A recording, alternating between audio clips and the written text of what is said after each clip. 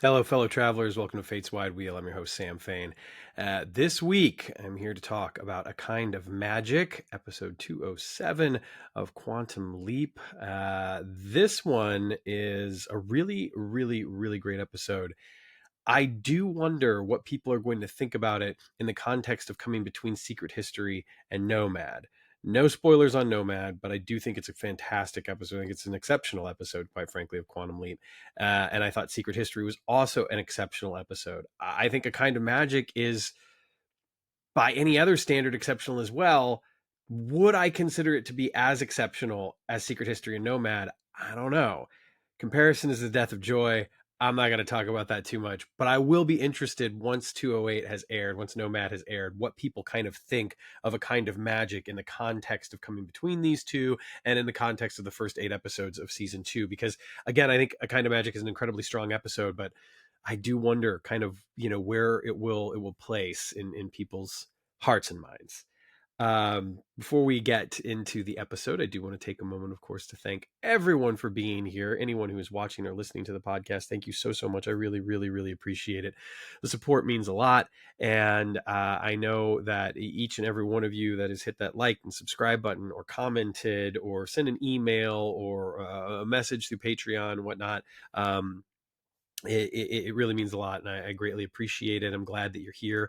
I'm glad that you're part of this community, this fandom, this Quantum Leap fandom. But even beyond that, of course, as Fate's Wide Wheel explores other territories, that you'll be joining along for the ride. It means a lot. Of course, I did mention Patreon. If you are interested in supporting the show, great. That's awesome. I would love to have that support. But before you do, especially this time of year, there are so many opportunities to reach out and support your community, whether it's donating clothes, food items, money, or your time. Please, if you are able, go for it. Do it. Make a difference. Right some wrongs. What would Sam do? What would Ben do? Right. If you're looking for stuff, in the world at large, more global scale, I will always recommend the Trevor Project and Doctors Without Borders. They are two of my favorite charities. I think they're incredibly worthy and noble causes. Of course, there are many others out there as well, that you can contribute to. And I think, now more than ever, we all need a little help. So if you're able to do that, please do. And if after all of that, you still want to support this podcast, first of all, thank you. Thank you so much. I really appreciate it. It helps keeps the lights on.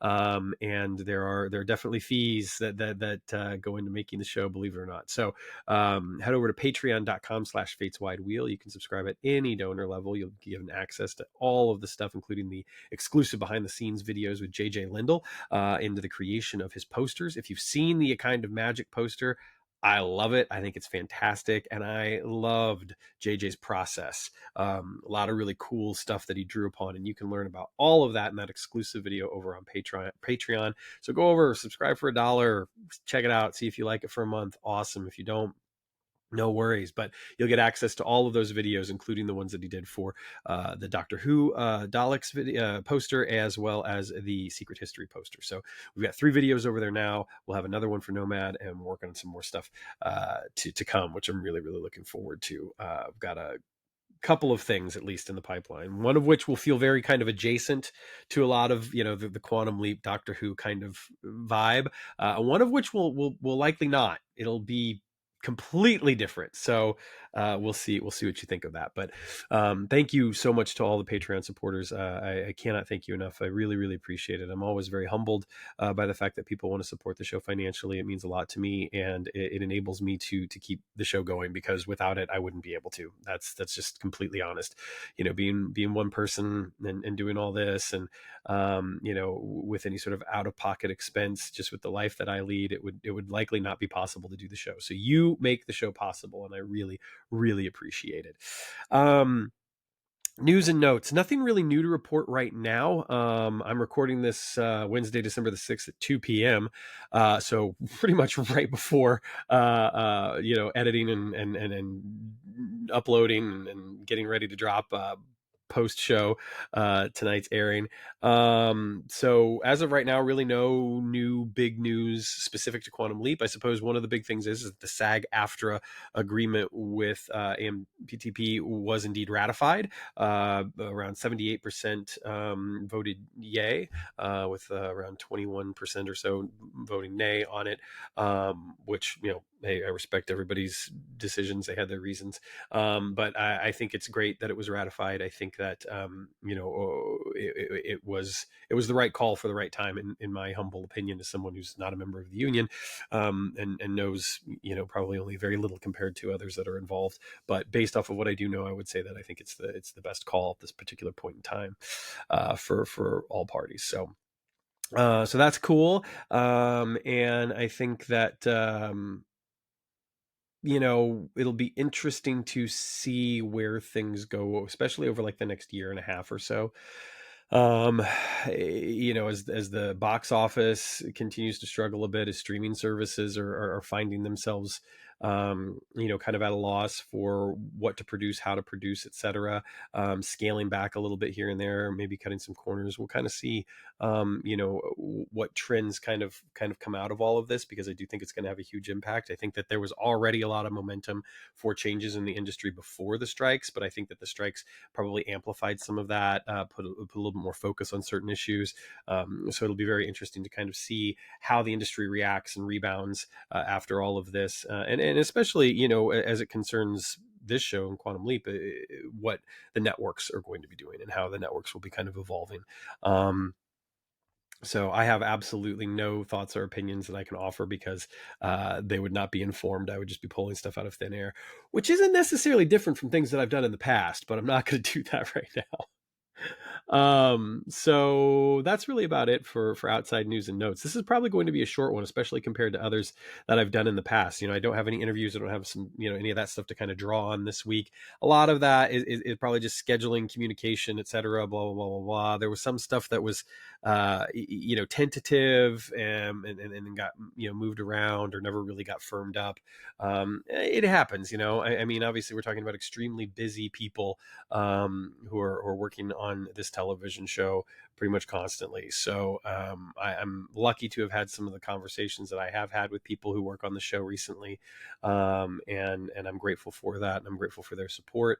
And I know that as soon as people are able, there will definitely be some more guests and some more interviews soon, very soon. But I've spoken at length with a couple of people, and I'm just very grateful for that, because the nature of those conversations, frankly, had very little to do with Quantum Leap. And yeah, so I'll leave it at that. But as it does pertain to Quantum Leap, this week we got a very interesting episode on a number of levels. I think primarily, of course, this is the furthest back that we have ever gone in time. As far as we are aware, none of the other time travelers have ever gone this far back. Not Sam, not Aaliyah, and certainly not Ben until now. So that'll be kind of an interesting aspect to explore, to talk about, to think about, not just over the course of, the next 20-30 minutes or however long I ramble, but also I think just over the course of this season, and the lifespan of this show, and kind of what that means, and if we'll see leaps that go back even further. Anyway, so yes, A Kind of Magic, episode 207 of Quantum Leap, season 2, episode 7, that is. I know there was a question I saw earlier on Facebook about all the, the numbers, the 207, 208, all that sort of stuff. And yeah, it just breaks down to season 2, and the episode number, and in general, those are production codes. So the idea is like 207 would be the second season, 7th episode.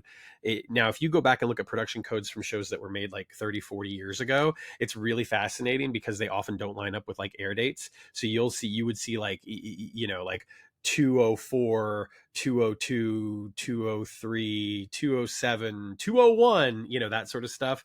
But nowadays, obviously, things are shot a little bit more in linear fashion, just due to the demands of television production in general. You don't get a lot of stuff that's kind of like flip-flopped around in the order, especially with like continuing storylines and story arcs and that sort of stuff. Every once in a while, you might have an episode that was written with the intention of being like episode 5, but it ends up being episode 7. But in the production order, it still remains 207, because it was still intended to be the 7th episode shot, even if it was written as perhaps being the 5th episode, that sort of stuff. I'm not saying that happened with this show, but I'm just kind of trying to offer a little bit of an explanation for anyone who might be curious about those numbers from time to time. So yes, season 2 of Quantum Leap, episode 7, A Kind of Magic, written by Margarita Matthews, directed by Avi Uabian. Margarita has written a number of just wonderful episodes of the Quantum Leap revival thus far, including last season's finale, and Leap, Die, Repeat, of course, as well as the one that's on that poster right over there. Oh, Ye of Little Faith. Margarita's a wonderful writer, and I think that this is an interesting episode in kind of the context of what she's done prior to this, because while I think that there are some things that might be a little bit in common, it is also very different. And I think that one of the things that I love so much about the run of episodes that we've gotten this season is that each episode has reinforced what Quantum Leap can be and the type of stories that they can tell that are radically different from the type of show that just about any other television program can be, with the exception maybe of something like Doctor Who. But in all sincerity, I just feel like this season has in some way done a better job of establishing like what this show can be than the first season did. And again, I love the first season. There's a lot of great episodes in that season, but the run, as far as I'm concerned, from episode 3 especially until episode 8, is pretty remarkable with the with the type of storytelling that's been done. You just look at that run of episodes, and I defy you to find another television program that can really kind of engage in that kind of storytelling, that kind of genre hopping, that kind of again, it's not just the genre that's different, it's literally the types of stories that are being told. And it's great. It gets us it really stands out from the pack compared to all of like the procedural stuff that we have that is inundated on the air, especially when you look at NBC. I mean, between like the Chicago shows and the Law and Order shows, and then you see something like Quantum Leap, and you're just sort of like, this is completely different, which is great. And I think that A Kind of Magic, even within the context of Quantum Leap, feels different, and a lot of that genuinely does have to do with the time and the place, but also it's a different kind of story. It's part courtroom drama, it's part paranoia, mass hysteria, kind of. I hate using that word, but I mean that's the term. But anyway, that mass paranoia, mass delusion almost, type of story as well, mixed with that. Of course it cannot help but derive inspiration from not only the real life events that occurred, but Arthur Miller's play The Crucible. And I think when you look at the parallels between this episode of television and Miller's play, there's clearly some wonderful use of his work in a way, as being kind of inspirational for this episode, which of course his play was based on historical fact, but also was a play. There was a lot of dramatic license. John Proctor, for instance, was like in his 60s in real life. Anyway, I think that that of course there's more to it than that, and it's wonderful because you look at the stuff at the project, and you look at the kind of continuing growth of these people, these relationships, the things that are happening. In present day, although it's not really present day anymore because now they're in 2026. I digress. It's great to kind of have that side by side. This is the first episode in a while, I will admit, where it does feel a bit like the project scenes are not as interwoven with the leap. And here's the interesting thing. I have been championing all season long how much I think that it's wonderful to see the project and the leaps working, kind of the synchronicity between the two. The great thing is I feel like they earned a spot to not do that now. And that's exactly what they've done with this episode, is they took an opportunity to say, like, I'm not saying this was intentional. I don't know. I again, my apologies for not being able to ask anybody this question, but I don't know for certain. But I do wonder if there was some intention behind the idea of, for the last like 6 episodes, we've kind of had the leap and project stuff mesh in this great way, telling the same story really. I think maybe this is a chance for us to not do that. And it works really, really well. And I think part of it is because the project gets to give us a great sense of humor, although there's some wonderful, beautiful bits of humor in the leap as well. It does give us a little bit of information about the continuing storyline, and uh, um, what's going to happen with the chip. Is Rachel on the level? I mean, I think she is, but there's just enough doubt for me to be like, what's going on here? So what does Rachel's boss really want? And so that kind of mystery gets added to, but it's not the focus, and I love that. I think again that's a really smart decision to not try to focus on some sort of you know season long mystery, although to be fair it is kind of been a season long mystery. So it's working out well. It's not pulling focus from the leaps, it's not pulling focus from the characters and the relationships, which I think is of the utmost importance. And again, some of the stuff that the project stuff does is it really helps to deepen some of those relationships, in particular the relationship between Addison and Magic. I think that they get some really wonderful moments over the course of the episode. And it does reinforce not necessarily leap specific stuff, but it does reinforce relationships with Ben, which is also really great. So it's interesting the way that this episode feels a little bit more devoid of some of that meshing between Project and Leap, and yet when you look at the character stuff and you look at the relationships between these human beings, it's definitely still interwoven pretty tightly, which is fantastic. um so let's get into a couple of specifics. I think the leap in is wonderful. This has definitely been feeling, I think, more fish out of water than we have seen him in quite a while, which is really, really nice. It almost, in a way, it almost took me back to the bounty hunter episode in season 1, which the title is escaping me, and I'm sure someone out there is probably shouting a decent proposal. That's what it is. So someone was shouting a decent proposal at me before I said it. And it's fascinating because I don't mean that because Ben has leapt into a woman again, but I just mean that there was that same kind of sense of being disoriented that we see in a decent proposal, and not that we haven't seen it since then, but that was just kind of what popped into my head.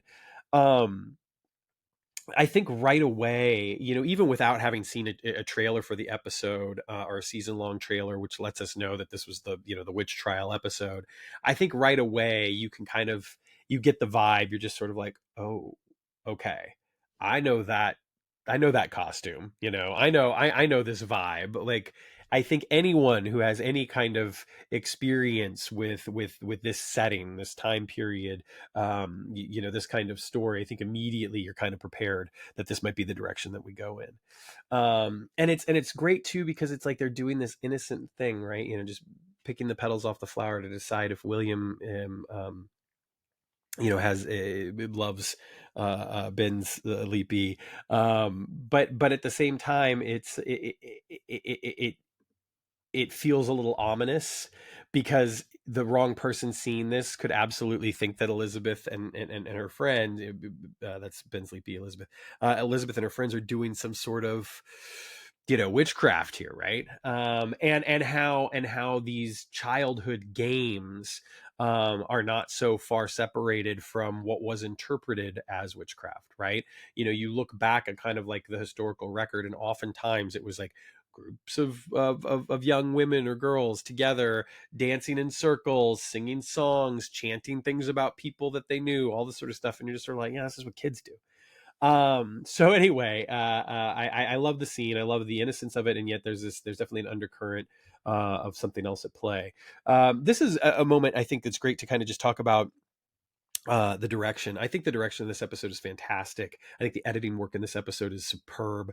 There was never a wasted moment, in my opinion. The story moves very fast, which is also a testament to the script. But I just think when you get to fuse all the elements together, right? When you have, this splendid synergy between the direction and the cinematography and the editing and the writing, and of course, the performances, it really creates something kind of special. And I feel like this episode, it has so much atmosphere, it has so much speed, it feels pretty lean. There's not a lot of wasted effort, or wasted emotion, even for that matter. But everything from the camera angles, the choices that are made, the color palette of the episode, the costumes obviously are brilliant as well. It's just a really well crafted episode, especially on the leap side. I mean, I'm talking specifically to the leap side. Project stuff is fine, like, I mean, but that doesn't change much. But the leap side of this episode is really quite wonderful. It's a testament to the way that this production team can continue to kind of meet every sort of challenge that comes their way. And I would imagine that when it kind of came across that, like, we're going to do an episode set in 1692 outside of Salem, Massachusetts, I can imagine there were some folks that were like, we're going to do what now? And it pays off. I mean, it feels like the atmosphere of it, everything feels wonderful. And I just think that, technically speaking, the episode is incredibly sound. Beyond sound, it's superb, and I hope that other people are able to kind of recognize just how wonderful it is. And again, I think that color palette, the lighting, the costumes, the editing work, just the economy of the storytelling, the scenes flow really well. Shot composition, everything about it just feels very, very well done. And it's the type of thing where it doesn't stand out. You don't necessarily notice it. I mean, yeah, I noticed it because I'm kind of watching it with that eye on one of the occasions when I watched it. But like, even after that first viewing, I was like, wow, that was just really, really, really well put together in that respect. So technically it's a fantastic episode. And I think we get to the kind of the meat of the story really quickly, and I love the choice to kind of set things here at the funeral. Clearly the town is struggling. Clearly these are people that are on that razor's edge and susceptible, I think, to believing these rather unbelievable things. And it's interesting because Ben, clearly kind of takes some risks here. We do get Ian in the imaging chamber again. It's always wonderful to see them and Ben together. And I love the fact that initially it looks like it's going to be Jen, but Ian is just like, nope, it's my turn. You got the last one. And they go into the imaging chamber. It's great to see them there.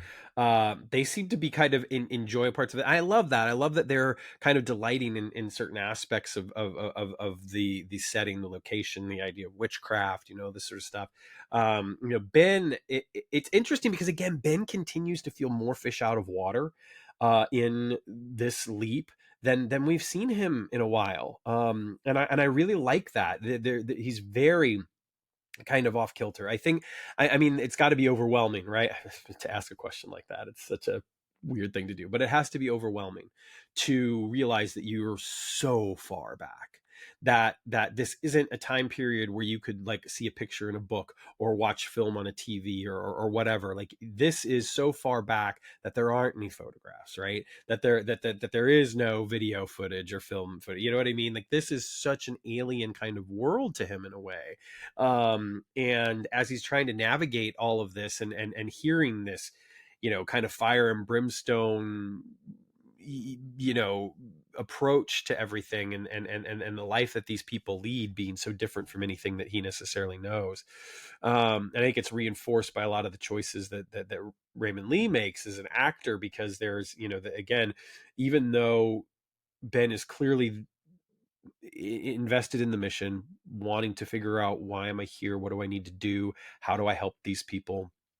And also the idea that a mistake is made in a way, right?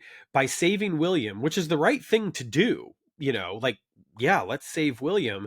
It ends up kind of perpetuating the momentum that was already there to drive these people to this mass paranoia, this mass delusion that there are witches in their midst and they must burn them at the stake. So I was, again, I was kind of fascinated by a lot of what's going on here. A lot of the things that kind of were there to disorient us a little bit, to kind of like tug at the rug and make us feel like we're not on even footing. Whether that's Ben's reaction to the leap, whether that's the idea that oh, Ben's doing a good thing, he's saving someone, but it went wrong. And sure, like, I think you're watching the episode and you're like, oh, this is not going to work out how you think it's going to work out, Ben, because nobody knows what the hell you're doing. It's not been invented yet. So I'm not trying to say that it's like a total shock or surprise, but I do think that it's nice that it subverts a little bit of the idea of Ben, being the good guy, doing the right thing, and that's always going to pay off. And in this instance, it's like, nope, this actually gets him into hotter water. And now all of a sudden we have witches. I haven't mentioned some of the guest stars, but this is a perfect opportunity to mention Madeline Horcher, who plays Goody Smith, Bridget Goody Smith, and of course it's she's one of the accused, and they are immediately kind of thrust together out of the circumstance of that they're both being accused as witches. And the fascinating thing is that we then get another character, Morgan McKenna, played by Amanda Jaros, who in her kind of defiance, in her own kind of liberation of being clearly her own person and not falling into step with everyone around her, gets lumped in with them, right? Like, the idea is, it's like, if you're not with us, you're clearly against us, you're a witch too, in you go. So I'll take a pause here to talk about something that I kind of glossed over. Another thing that happens early on is that Ziggy kind of loses it when Ben goes back that far. And Ian, they're very concerned as well, because it's like there's not preparation for something like this. The idea that Ben can travel that far back in time seems to be abnormal.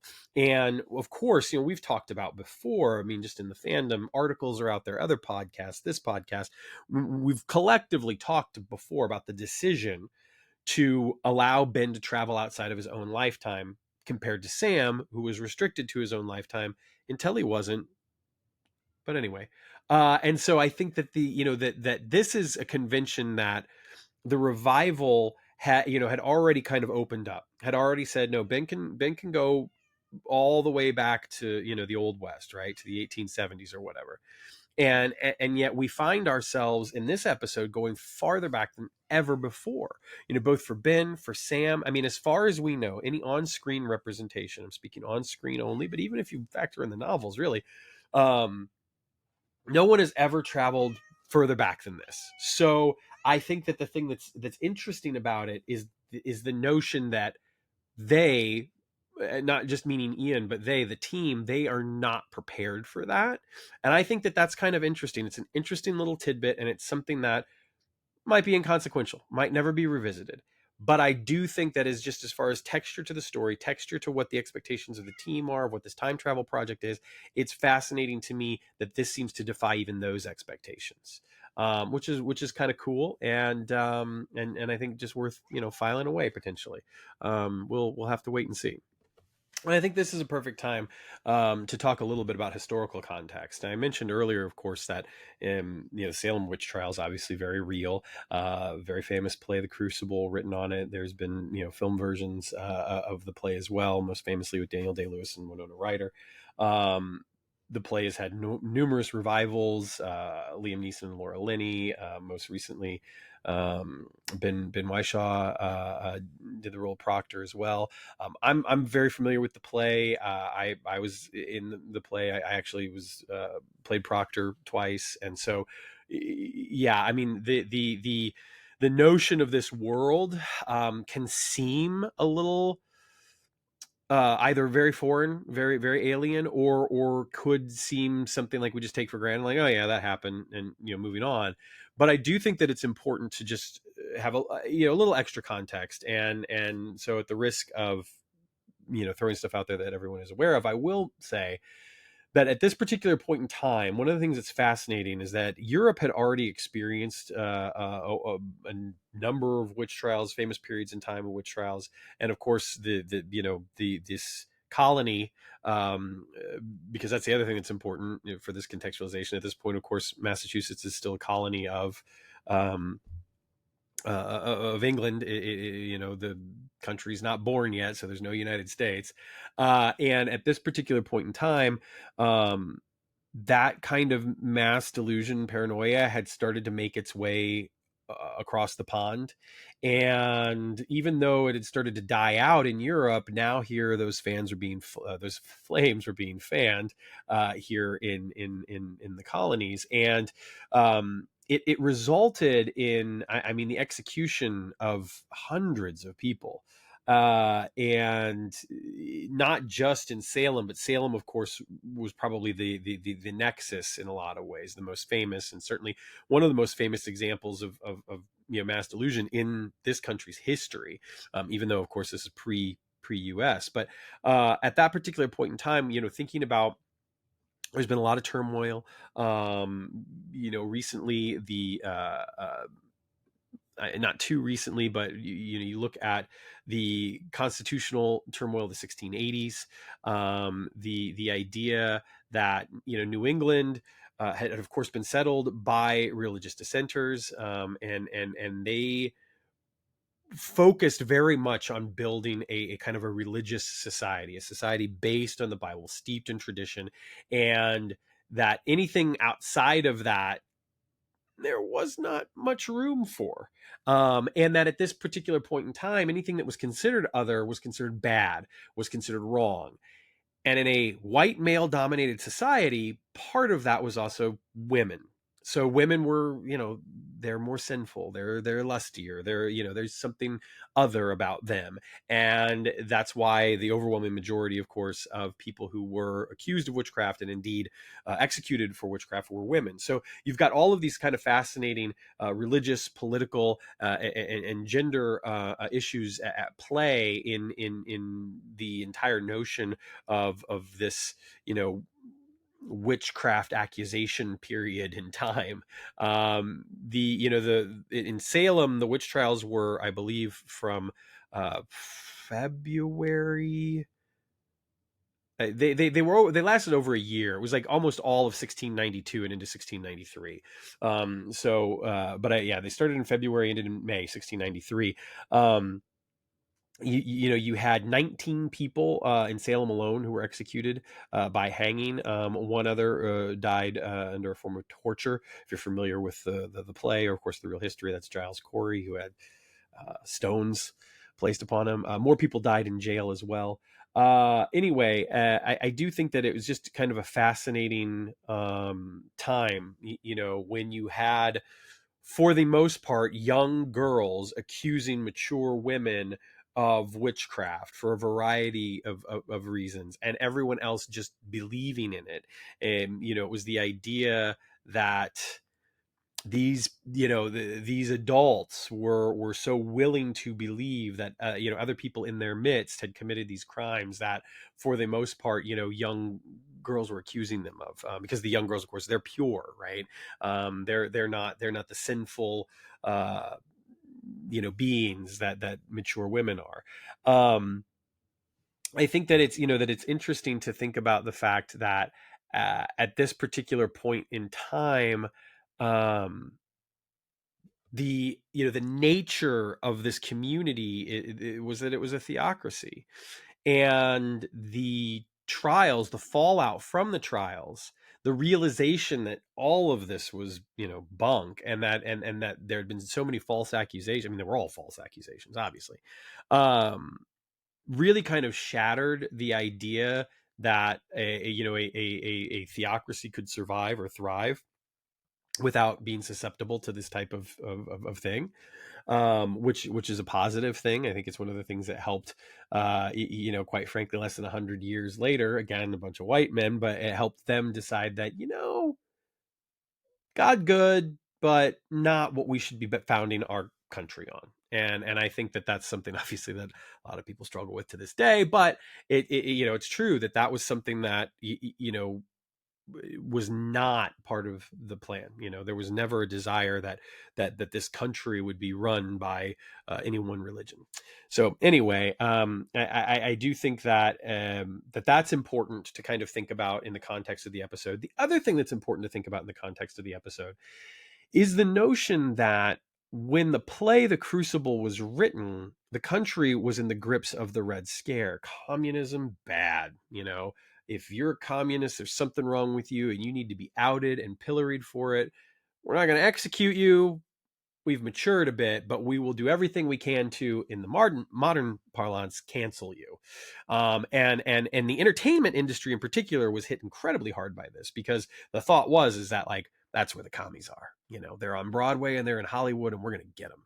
Writers, actors, producers, directors all lost their livelihoods, were blacklisted, people wouldn't work with them. Now, you did have some people, Kirk Douglas is actually pretty famous for this. Kirk Douglas was responsible for making sure the blacklisted writers still got work, to the point where he, basically, Spartacus is an example of this, basically told the studio, he's like, if you don't let that guy work on this script, you don't have a movie, or at least you don't have your star.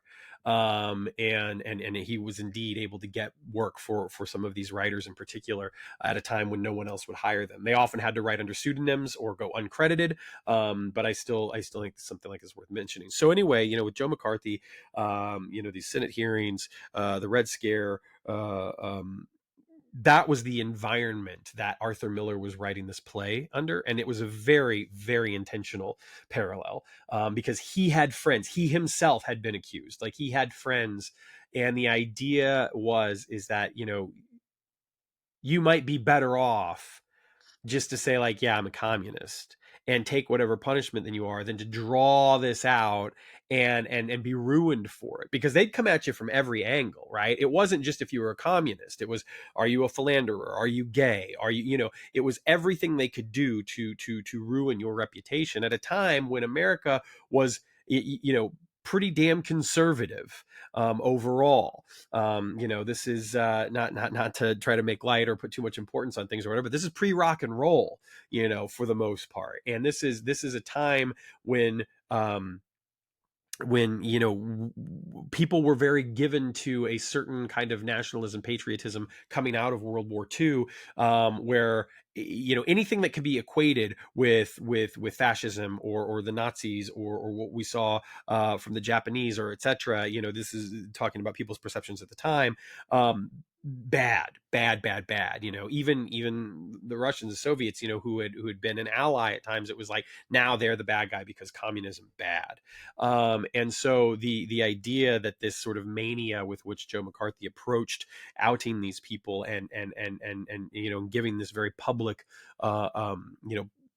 again, pillaring these people, to the extent that their careers were lost, their livelihoods were lost, if not necessarily their lives. Although indirectly, I mean, there's definitely circumstances where people committed suicide, or drank themselves to death, or etc. Certainly never recovered from it. So I think that context is actually important to understand in the episode, because, again, in an episode that can't help but be influenced by a piece that was, so it is so famous and is so popular, that what influenced that piece, I think, is kind of important to think about.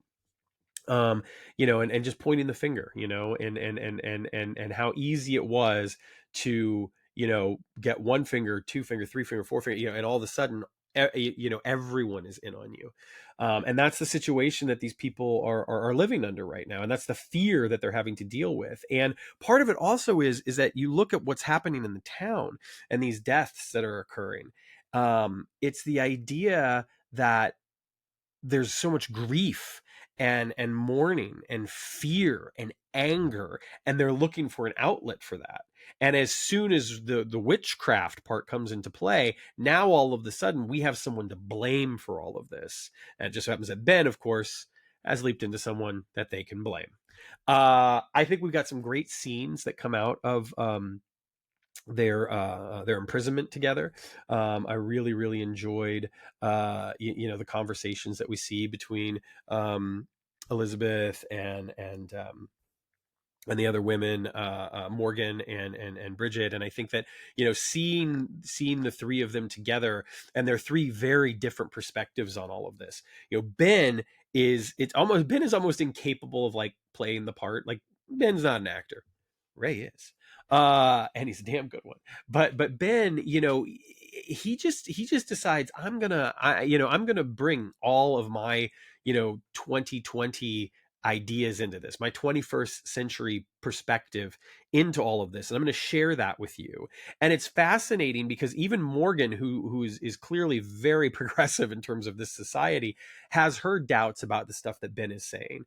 Bridget certainly does, to the point where it creates almost this antagonistic relationship between the two of them at times. Now, eventually, like, Bridget certainly comes around and is like, yes, I'm with you, but wavers later on in the episode as well. And I think that that's an interesting a way to go. I like it. I think that it gives us a little bit more tension to play between the characters. The character of William is fascinating.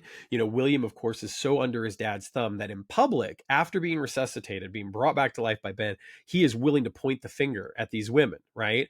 But then he is also willing to, come and see them and see Elizabeth and maybe like, I don't know, I'm going to help you. And of course, eventually does help them. We also get, the opportunity for the guard who's feeling bad about all of this. And the guard is sort of like, I don't know, like, maybe we shouldn't be doing this. But then, of course, he gives into it, right? Because Ben says something that makes him think like, how can you possibly know this? You are a witch, burn in hell, all this sort of stuff. Of course, gives Ben the opportunity to lift the keys. This is when they go to Morgan's. And the other thing that's interesting about Morgan, especially in this point in time, 1692 New England, single woman, owns her own business, is obviously an other from all of these other people in many, many ways. I'm just even physical characteristics, her red hair, uh, um, the sound of her voice. She's from Ireland. She sounds different than these people. It's almost a surprise that she wasn't, cast out as a witch prior to this. But she's willing to try and help them. Although she also seems to be a little bit more in it for herself, which again is kind of an interesting route for the character because she doesn't necessarily come off as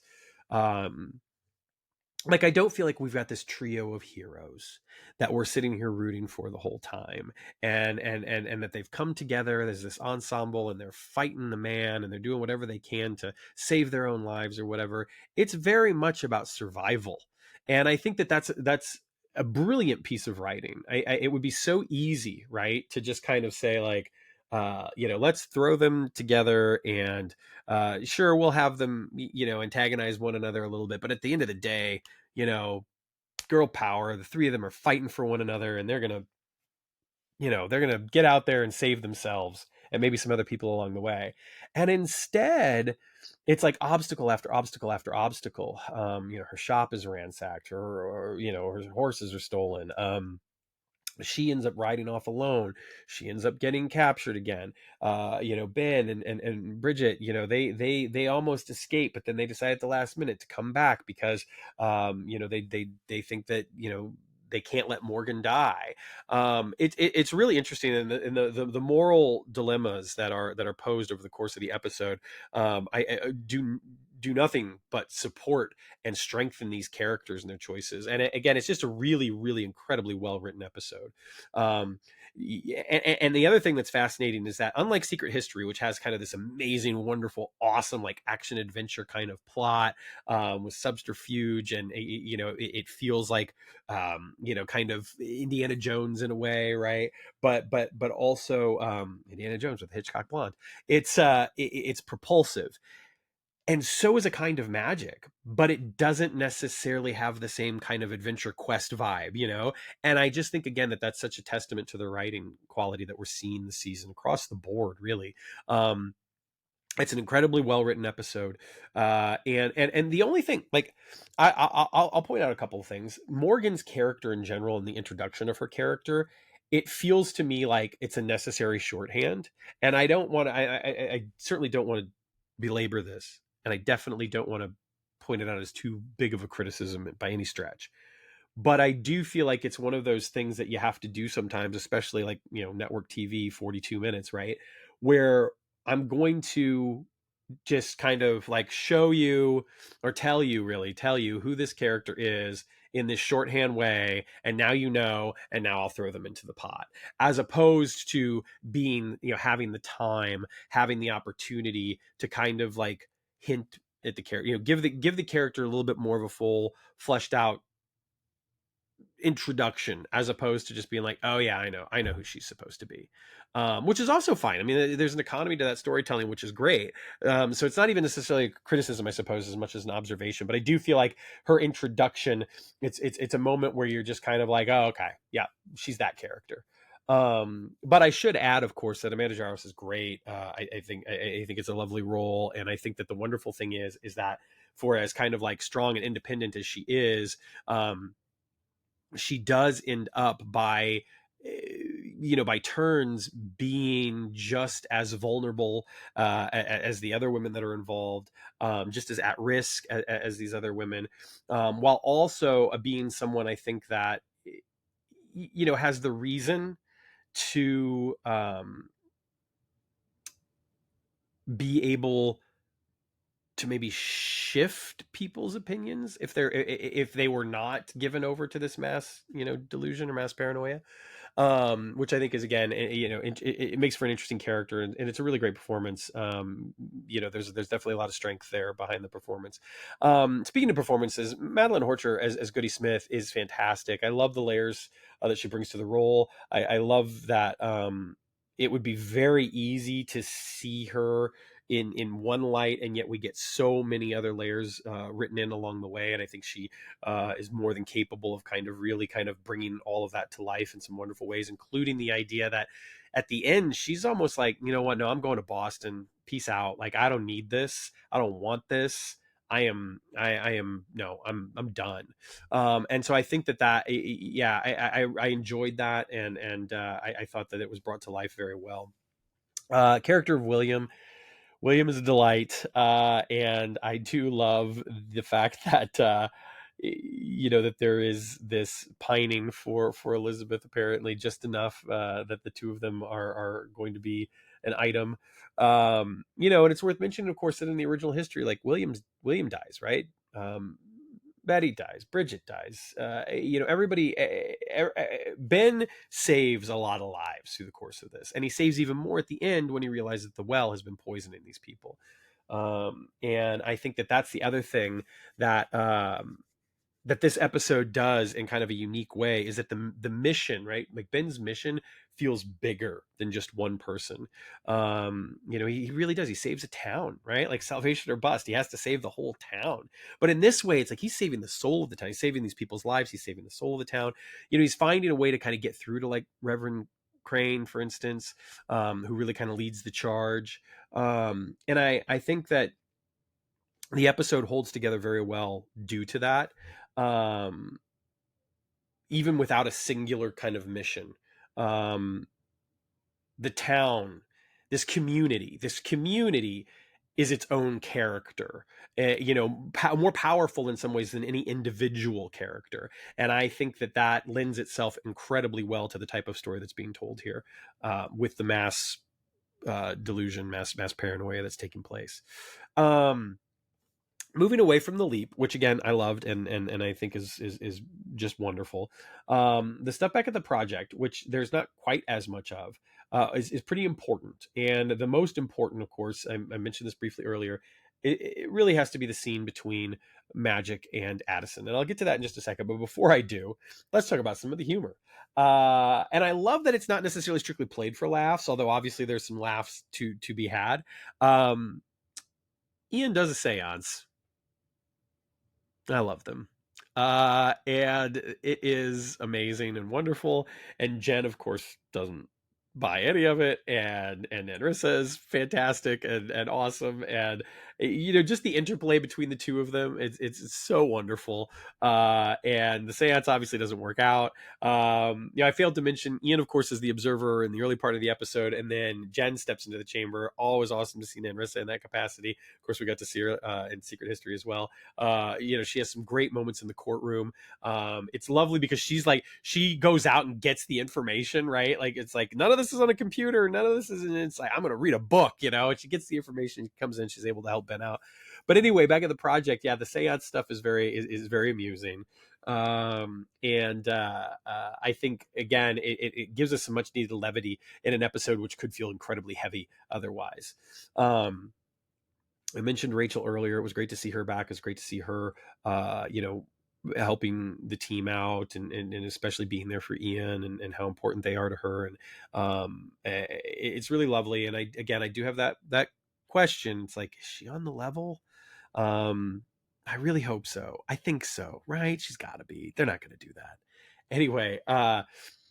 Then Magic returns. Everybody's happy to see Magic, of course, and there's hugs, and and Addison and Magic share a scene, which is it's an incredible scene, and it was very powerful to me. And as anyone knows, I've certainly had my struggles, and this time of year, and right now, not just this time of year, right here, right now, I am having a really hard time. I am struggling, and I have been incredibly lucky to have some wonderful people. One person in particular who's really helped me a great deal, kind of my own personal observer, if you will, and they've been fantastic, and quite frankly, got me to my first AA meeting. I've been sober for over 4 years, 4 years, 3 months, and 12 days, I believe, and I'd never been to a meeting in that time. I'd never, sought any kind of treatment in that way. I, incredibly fortunate and lucky to be able to just kind of make my way through it, right? With the understanding, of course, that I cannot have one drink, that I am incapable of doing that, and that it would lead me on a road to ruin, if not immediately, certainly long term.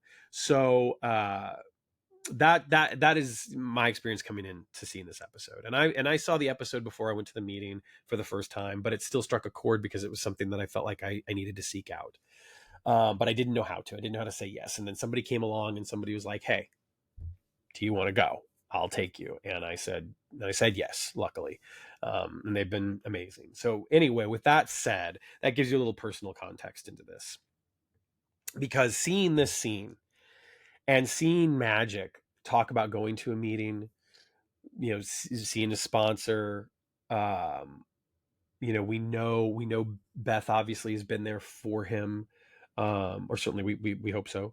And the way that he is able to talk about recovery and community and relationships, and it's incredibly well written, and Ernie is amazing, and Caitlin is, the way that she kind of receives uh this, listens to the, and is there, and also, this is something else. It's kind of one of those things that, as an actor, it can be incredibly difficult to do in a nuanced way. But the way she makes the choice to go back into the imaging chamber, it's a lovely moment. The whole thing is just lovely. Her support for Magic, her her shift from hearing what Magic has to say, and Magic, of course, it's kind of Magic, he gets to say the line, right?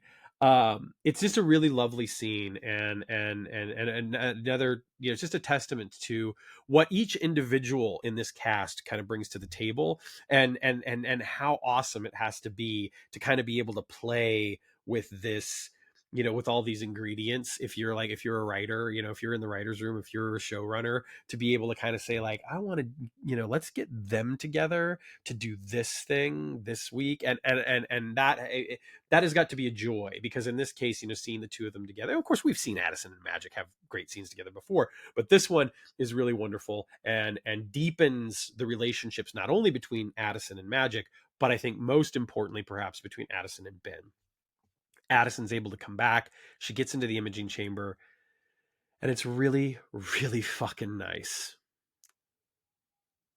As much as I kind of had talked about Secret History being kind of like this exhale after so much of what we had gotten beforehand, which I stand by, seeing Addison pop back in and seeing Ben's reaction, it's just a beautiful moment. Ray's phenomenal. Caitlin's phenomenal. It's an exceptional moment, and again, it's another affirmation of just how incredible this cast is, and how the situations that have been crafted for them to kind of play in over the course of this season specifically. Not to ignore the first season by any stretch, because you had to build a lot to get to that point, right? But talking about what they've built this season alone is really wonderful, and it's touching, it's moving, it's engaging, and most importantly, it makes you ask the golden question: what's next? And I just thought that the way that this episode ended, and what happened between the two of them, was really lovely, and I can't wait to see what's next. Spoilers, I have seen what's next, but that's all you're getting out of me. All right. So kind of closing up, again, I really enjoyed A Kind of Magic a great deal. It's hard for me to think of that title and not think of Freddie Mercury or Highlander. If you know, you know. And I do think that it, it's a really great episode in so many ways, and I think it's an episode that will grow in esteem for me, and not because I don't like it now. I love it. I just think that it, like, there was something about Secret History that just was like bam, and then there's something about Nomad that feels very similar. It's like whoa. And so to have this episode in between, it's great, it's perfect. You couldn't necessarily, I don't think you could continue in the same vein. You wouldn't want to.